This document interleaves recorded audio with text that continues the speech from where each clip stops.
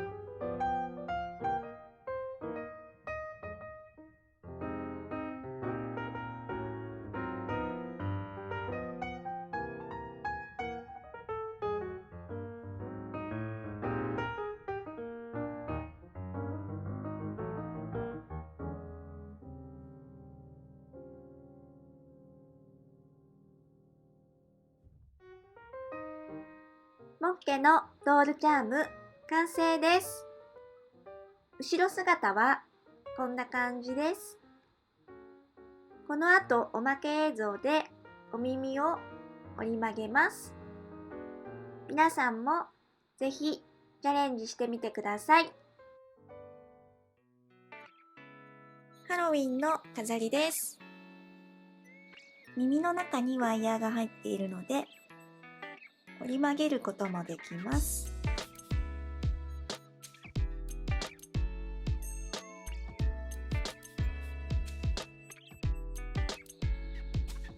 ジャックオーランタン、チェーンでバッグにつけることができます。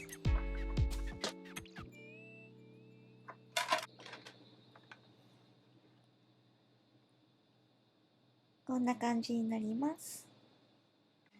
これは100円ショップで買ったろうそくライトですね。ゆらゆらと光ります。で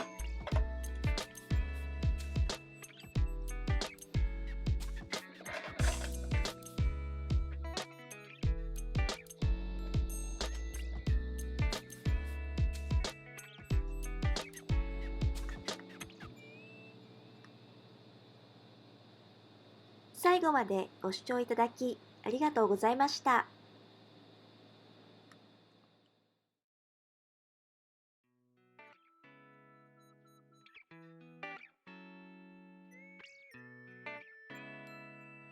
また次の動画でお会いしましょう。バイバイ。